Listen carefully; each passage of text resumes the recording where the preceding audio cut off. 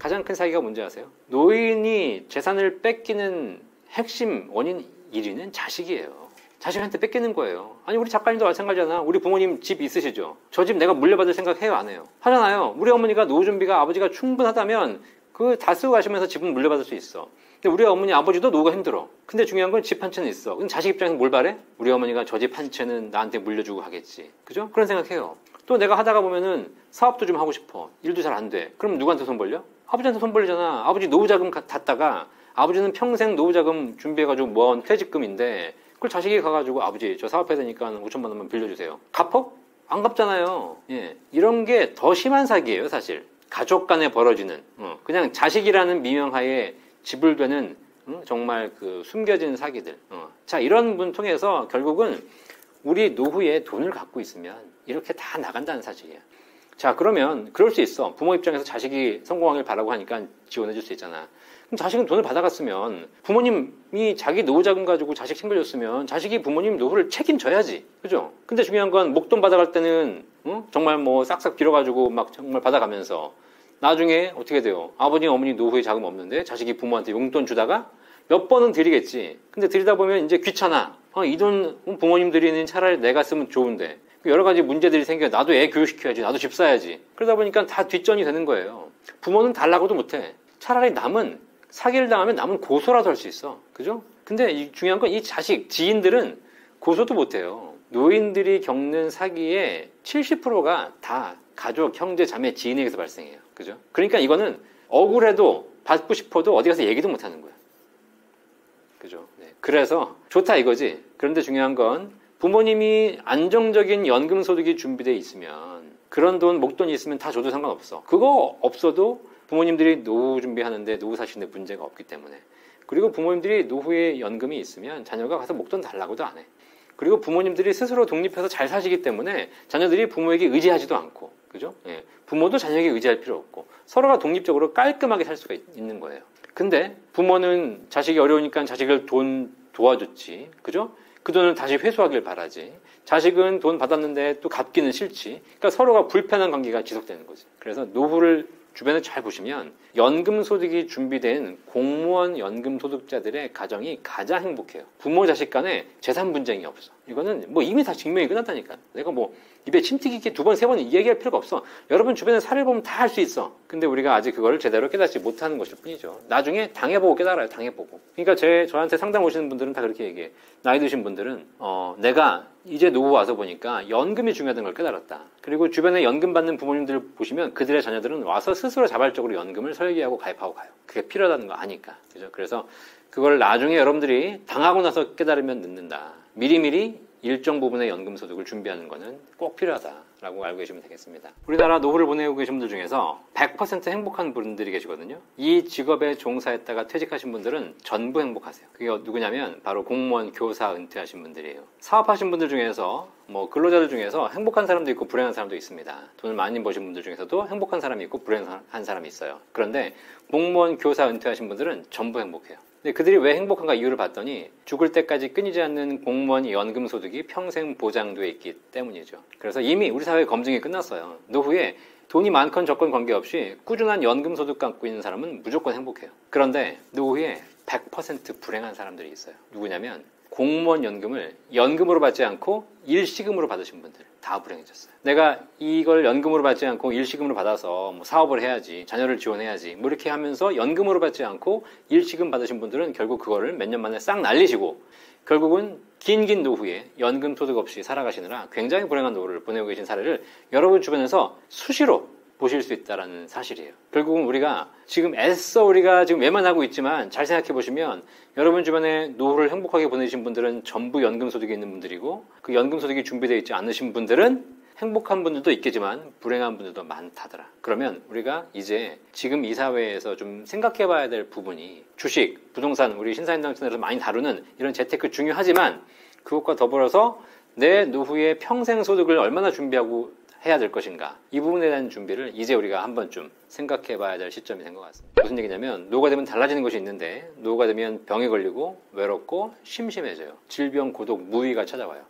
자, 내가 지금처럼 젊을 때처럼 건강하고 젊을 때처럼 친구가 많고 젊을 때처럼 할 일이 많다면 목돈을 갖고 있으나 연금을 갖고 있으나 큰 차이가 없어. 오히려 목돈이 있으면 더 떵떵거리고 좋죠. 그런데 노후가 돼서 병에 걸리고 외롭고 심심해지면 그때 내가 갖고 있는 목돈이 나에게 약이 되는 것이 아니라 독이 되더라는 거예요. 실제로 목돈 가지고 계신 분들 중에서 사기당하신 분들이 엄청나게 많아요. 그러면 통장에 1억이 있건 10억이 있건 관계없이 한번 사기당하면 싹 날리는 거예요. 여러분들이 이 주식, 재테크, 부동산 하시면서 많이 돈 모으시는 거 좋아하시잖아요. 근데 저는 사실 그런 걸 보고 있으면 되게 안타까워요. 저거 왜 모으지? 어차피 다 보이스피싱 당할 건데, 어차피 노후가 되면 다 날릴 건데, 내가 어리버리 오락가락 치매 걸리고 왔다 갔다 하는 사이에 싹 날릴 건데 뭐하러 저렇게 애써 모을까? 이런 생각이 들어요. 반면에 노후에 연금 소득을 가지고 있으면 고정적인 소득이 평생 나와요. 자, 최근에 뉴스에도 많이 나오고 있지만 노인 대상 사기들이 급증하고 있어요. 국가는, 경찰은 노인 대상 사기를 막기 위해 노력하고 있어요. 근데 제가 강의하는 컨셉은 달라요. 노인 대상 사기를 막을 수 없어요. 막으면 막을수록 더 많이 진화해요. 자, 그런데 중요한 건 뭐냐면 노인 대상 사기에 대해서 우리가 대응할 수 있는 가장 좋은 방법 중에 목돈 갖고 있으면 다 날리고 나면 인생이 끝나지만 연금을 갖고 있으면 날리는 금액이 제한이 있어요. 한 달에 이번 달에 200만 원 받는 우리 할아버지 할머니가 사기당할 수 있는 최고 금액이 200이에요. 날리면 다음 달에 또 나와요. 사기를 피하려고 하지 말고 사기를 당해도 내가 꾸준하게 안정적인 소득이 보장될 수 있는 시스템을 만드는 것. 그것이 노후에 안정적인 자산을 확보하는 가장 좋은 방법이다. 제가 목돈과 연금의 차이점 10가지를 제 연금 부자들 책에다 썼거든요. 10가지 다 소개 안 드려도 여러분 다 보시면 아시겠지만 그중에 딱 1번, 첫 번째가 뭐냐면 목돈은 내가 지켜야 하는 것, 연금은 나를 지켜주는. 노후에 여러분들이 목돈 가지고 계시면 지켜내셔야 돼. 그런데 여러분 그 시기에 병들고 판단력 떨어지고 기억력 떨어지고 힘없어진다는 거예요. 그런데 노후에 여러분들이 연금을 가지고 계시면 연금이 여러분을 지켜드릴 거다. 최근에 얼마 전에 KBS 시사기획 창이라는 프로를 보니까 거기에 요양원에서 노후를 보내시는 할머니들 얘기가 나왔는데 99세, 100세 막 그래요. 근데 이 할머니가 한 분이 연금을 1,000만 원 받는데 자식들이 와가지고 뭐라 하는지 아세요? 어머니 200살까지 사세요. 그러신다는 거야. 네? 목돈과 연금의 차이점 중에 그런 게 있어요. 목돈 가진 어르신은 일찍 돌아가시는 게 자식 도와주는 것이고 연금 가진 어르신은 오래 사는 게 자식 도와주는 것이다. 기분 나빠도 맞는 이야기예요. 노후에 내가 목돈을 갖고 있냐 연금을 갖고 있냐에 따라서 우리 노후에 대한 대접이 180도 달라진다는 건 이미 수많은 지금 노후를 보내고 계시는 어르신들이 다 증명해주고 있어. 근데 우리 젊은 사람들은 그걸 잘 모르거나 알면서도 당장 눈앞에 있는 주식과 부동산 투자 수익 때문에 그걸 애써 외면하고 있는 거지. 그러다가 이제 은퇴 직전 돼가지고 50세, 60세가 되면 발등에 불 떨어지니까 그제 와서 뭘 준비해야지라고 생각하는데 이미 늦은 경우가 많죠. 그래서 젊을 때부터 연금에 대한 생각을 좀 하고 살자. 국민연금 기금은 고갈돼요. 확실해요. 네, 근데 확실하다고 해가지고 못 받는 건 아니에요. 그건 구분하셔야 돼. 왜냐면 지금 국민연금은 쌓여있는 돈이 쌓여가고 있기 때문에 쌓여있는 돈으로 연금을 지급하고 있거든요. 그리고 지금은 돈을 받는 사람보다 내는 사람이 많아요. 기금이 늘어나고 있죠. 그래서 한 2040년대 초반까지는 기금이 늘어나요. 그런데 이제 2043년 정도가 넘어가면서 돈을 내는 사람보다 받는 금액이 더 많아져 가요. 그러면 기금이 고갈되겠죠. 불과 한 10년, 15년 만에 기금이 싹 고갈돼서 0이 돼요. 지금 현재 추계로라면. 그러면 국민연금 기금이 고갈되는 겁니다. 그럼 이제 제도를 이번에 정부에서 개혁한다고 하니까 그렇게 해서 개혁을 하겠죠. 근데 개혁을 한다는 얘기는 뭐냐면 그 연금 기금 고갈 시점을 좀 늦추겠다는 거예요. 원래는 2057년 고갈 예정인데 그걸 67년, 77년 늦추겠죠. 자, 그러면 어떻게 되냐면 점점 낸 돈 대비 받는 금액이 줄어들겠죠. 받는 금액이 차이가 없다면 내는 돈이 더 많아지겠죠. 그런 차원으로 갈 거고요. 그러면 2060년, 70년이 되면 어떻게 되느냐. 그때는 국민연금을 못 주는 것이 아니라 그 해 낸 돈으로 그 해 주게 되는 거죠. 근데 그 해 내는 사람은 적을 것이고 그 해 받는 사람은 많아질 거 아니에요. 그러니까 받는 금액이 줄어들 것이고 그걸 채우기 위해서 세금을 얼마나 거기다가 메울지는 모르겠으나 결국은 고갈된다고 해서 못 받는 건 아니다. 대신에 받는 금액이 줄어들게 될 것이다. 그렇게 보시면 돼요. 국민연금 가지고는 조금 쉽지 않겠다라고 생각하시는 분들은 일단 직장 꾸준하게 다니세요. 여기저기 옮겨 다니지 말고 꾸준하게 다녀서 퇴직금 쌓는 거 굉장히 중요해요. 직장을 1년, 2년 단위로 옮겨 다니시는 분들, 또 특히 프리랜서들 이런 분들은 퇴직금이 없어요. 자영업 하신 분들이 장사해가지고 잘 될 때도 있고 안 될 때도 있지만 자영업 하신 분들이 퇴직하는 시점에 50세, 60세가 돼가지고 제일 많이 후회하는 것이 국민연금 제대로 안 낸 거하고 퇴직금 안 쌓아놓은 거예요. 한 직장을 오래 다니신 분들, 그죠? 잘 보시면 직장 오래 다니는 게 쉬운 일 아니잖아. 똑같은 상사와 수십 년을 일해야 되는 경우도 있고 정말 회사 다니면서 볼 걸 안 볼 걸 다 보는 경우도 있고 또 한 일을 계속 한다는 거 지겹기도 하고 그러니까 직장 생활 20, 30년 하는 게 쉽지 않아요. 그런데 그렇게 욕하고 어쨌든 더럽고 치사해도 다니고 나면 직장생활 30년 하고 나면 뭐가 남아? 국민연금 남고 퇴직금 남아요. 이 두 가지가 노후의 가장 기본적인 주축이 되어가고 있는 거거든요. 자, 그래서 웬만하면 직장을 옮기지 마시고 꾸준하게 다니셔라. 요즘 저도 저희 직원들 보면 옮기는 사람 되게 많더라. 하나를 꾸준하게 하는 게 좀 낫다. 옮긴다고 답 없다. 그 다음에 설령 옮긴다 하더라도 그 직장에서 받은 퇴직금 있잖아요. 그거 쓰지 마라. 그거 뭐 내가 몇 년 안 다녀가지고 얼마 안 됐으니까 이거 다 쓰시는 분도 계신데 그게 500만 원이든 1000만 원이든 그걸 꾸준하게 모아서 내 노후의 퇴직금이라는 생각으로 넣고 빼지 마라. 건드리지 마라. 그 다음에 매년 400만 원씩 세액공제되는 연금 저축 있거든요. 연금 펀드 이것도 꾸준하게 해서 연간 세금 환급도 받으면서 노후 준비하셔라. 그 다음에 개인 스스로 준비할 수 있는 비과세 연금보험도 있어요. 이런 것들도 좋은 상품 찾아가지고 내가 한 달에 최소한 2, 30만 원씩이라도 꾸준하게 하셔라. 자, 그러면 제가 아까 젊은이들한테 노후 답이 없다라고 얘기했지만 잘 생각해보면요. 내가 노후 준비 안 하고 있는 것처럼 보여도 국민연금 내 월급의 9% 내고 있죠. 그럼 내가 월급이 300만 원이다 라고 하게 되면 한 달에 27만 원 이미 노후 준비하고 있는 거예요. 그 다음에 퇴직금 있죠. 퇴직금은 1년에 한 달치가 퇴직금이에요. 대략적으로. 그러면 내가 연봉이 3,600이다. 그러면 한 달치 300이잖아요. 그죠? 예. 그러면 이미 한 달에 25만 원씩 내가 꾸준하게 퇴직금, 연금으로 준비하고 있는 거예요. 연금저축이라는 거 연말 세액공제 400만 원까지 받는 거 아시죠? 이 연금저축 상품도 연간 400만 원까지 납입하면 세금 환급해드려요. 자, 그러면 연간 400만 원 하려면 한 달에 33만 원씩 내면 돼요. 자, 27 더하기 25 더하기 33 이미 85만 원이 내가 노후 준비 들어가고 있고요. 거기다 비과세 연금으로 내가 개인적으로 2, 30만 원만 할 수 있다. 그러면 이미 나는 한 달에 100만 원 이상을 나도 모르는 사이에 자동적으로 연금을 준비하게 되는 그런 상황이 되고요. 그 정도만 준비되면 노후에 금액이 크든 작든 어디 가서 손가락 빨 일은 없다라고 보시면 되겠어요. 공무원들이 노후 준비 어떻게 하는지 아세요?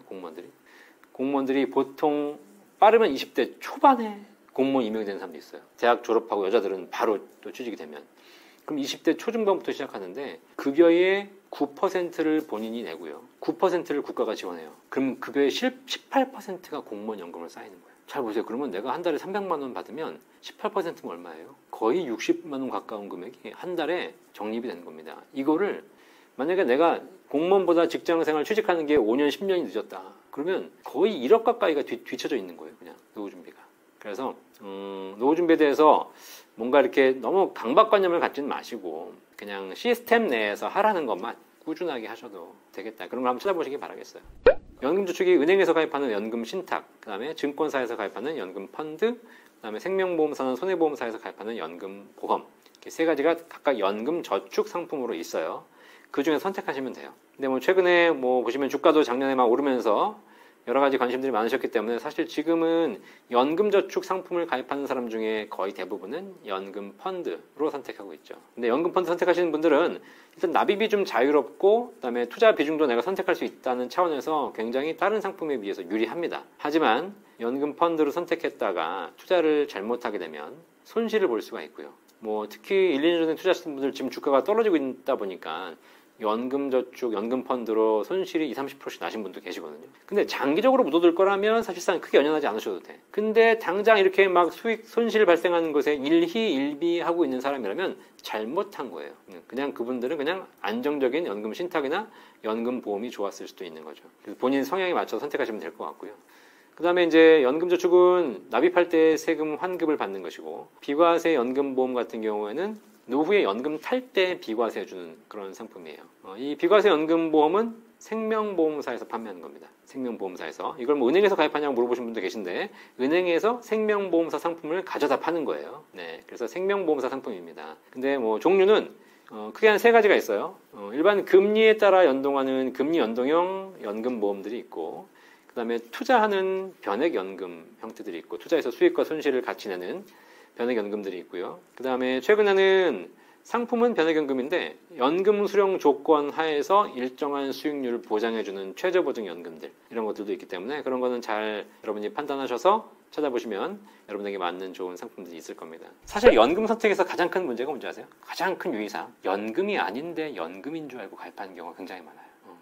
대표적인 사례가 이제 종신보험이죠. 종신보험은 사망보장인데 이 사망보험을 연금인 줄 알고 가입한 사람이 우리나라에 종신보험 가입한 사람 중에 10명 중에 9명이다. 그게 가장 큰 문제예요. 왜냐면 원래는 사망보험이었어요. 그런데 이 사망보험이 자꾸 이제 사람들이 요즘은 잘 안 돌아가시잖아요. 장수의 시대가 되다 보니까. 그러니까 이제 죽어야 받는 보험들을 가입하는 건 가입하는 사람도 싫고 또 그러다 여러 가지 문제가 있다 보니까 실제로 종신보험들을 다 꺼려하기 시작했어요. 그러다 보니까 종신보험들이 이제 좀 약간 진화를 하게 돼서 뭐 일정 기간만 채우면 원금을 줄게, 뭐 일정 기간만 지나면 연금 전환해 줄게, 뭐 여러 가지 이런 옵션들로 상품들이 약간의 그 변화를 하다 보니까 마치 연금은 아닌데 연금인 것처럼 포장되고 위장되는 경우들이 있어요. 근데 아무리 종신보험이 연금으로서 효과가 있다 하더라도 연금 보험과는 근본적으로 다른 상품이다.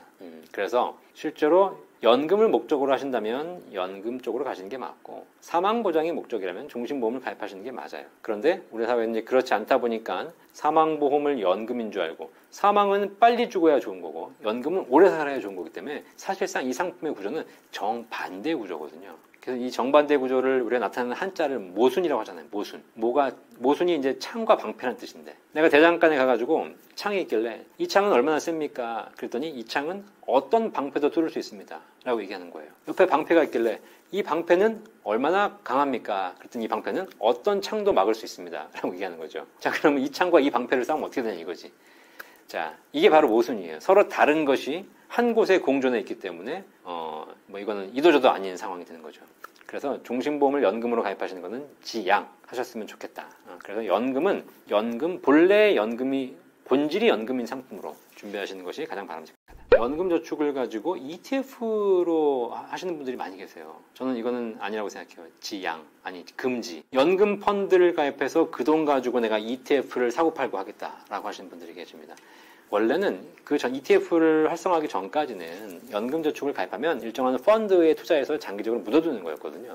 원래 연금이라는 게 장기 상품이기 때문에 그냥 펀드에 가입해서 묻어두는 것이고 펀드를 변경하거나 사고팔고 하는 것은 정말 몇 년에 한 번 정도 할까 말까 해야 되는데 요즘 젊은이들이 투자에 관심 많으면서 연금저축이 세제 환급도 된다고 하니까 거기다가 넣어가지고 세제 환급도 받으면서 그걸 또 트레이딩을 하시는 분들이 계셔요. 아니 근데 잘 생각해봐. 1년 해왔지. 작년 1년간 잘했잖아. 지금도 하고 있는 사람 거의 없을걸요? 이제는 질렸어. 이제는 손실을 봐가지고 보기도 싫어졌을 거야 이제. 무슨 얘기냐. 내가 당장 하루 이틀 뭐 한 달, 두 달 단타 트레이딩을 해가지고 그거를 내가 빼서 쓰겠다. 그럼 해도 돼요. 근데 중요한 건 그게 아니라 연금은 10년, 20년, 길게는 30년 가야 되는 건데 이걸 트레이딩을 30년 하겠다고? 해봐서 알겠지만 트레이딩을 하게 되면 잠을 못 자요. 밥을 못 먹어요. 다른 일이 안 돼요. 업무 시간에 봐야 돼요. 자, 이거를 내가 평생 하겠다고? 근본적으로 하면 안 되는 일이에요. 약간 더 극한적으로 얘기하면 내 핸드폰에다가 강원랜드를 갖다 놓은 거잖아. 근데 매일 낮에 업무 시간에 강원랜드 가가지고 샀다 팔았다 트레이딩을 한다고 생각해 보세요. 안 된다니까. 원래 연금저축에 ETF를 도입하면 안 돼. 근데 이제 ETF도 사실 종목과 똑같은 거거든요. 매일 실시간으로 트레이딩 가능하니까. 이걸 해놓으면 안 되는데 이걸 법으로 허용해버렸단 말이지. 그러다 보니까 연금저축 들어와가지고 펀드 가지고 ETF 해가지고 트레이딩을 하고 있는데 이거는 제가 보기에는 연금 가입하신 분들이 해서는 안 될 부분이다. 연금 소득으로는 최소한 300 있어야 돼요. 예. 수도권, 경기. 그거 가지고 또 모자르다라고 하시는 분도 계시겠지만 사실 우리가 노후를 연금만으로 사는 건 아니잖아요. 노후에 일하시는 분도 계시고 또 예를 들면 지금 뭐 주식 좋아하시는 분들은 주식해서 배당을 받는 분도 계시고 그다음 부동산에서 임대소득 받는 분도 계시고 뭐 여러 가지 소득의 종류는 다양해요. 있는 돈 까먹을 수도 있고. 그런데 수도권에 살면서 설령 내가 어떤 상황이 발생한다 하더라도 내 삶에 큰 무리가 없을 정도를 만약에 필요로 하신다면 지금 현재 가치 기준으로 월 300만 원 정도의 연금은 사실상 준비되어야 한다. 그럼 뭐 월 300만 원이면 되게 큰 것처럼 보이잖아. 이거 어떻게 준비하지? 라고 얘기하시지만 공적 연금을 제대로 준비하신 분들은 기본적으로 지금 150만 원 가까이 나와요. 맞벌이 했으면 공적 연금으로 끝이에요. 공무원 한 명이면 공적 연금으로 끝이에요. 네, 그래요. 그러니까 사실상 공적연금으로 최소한 100에서 200 정도가 준비되는 것이 뭐 부부 합산 좋고 그 다음에 개인연금, 퇴직연금으로 준비하시면 충분히 가능해요. 근데 중요한 건 내가 이걸 연금화하기 싫고 내가 1억 있으면 1억을 연금으로 받으면 되는데 1억을 연금으로 받으려니 1억이 날아가잖아. 그러니까 아까울 뿐이지 사실상. 내가 집은 뭐 5억짜리 10억짜리 살고 있는데 이 집을 담보로 주택연금 받으면 되는데 이걸 내가 자식한테 물려줘야 되는데 이걸 내가 연금으로 받아야 돼? 이런 생각하고 있으니까 연금소득이 없는 것이지. 충분히 지금 있는 자산 가지고 만약에 연금으로 전환하실 수만 있다면 그렇게 어려운 금액은 아니다.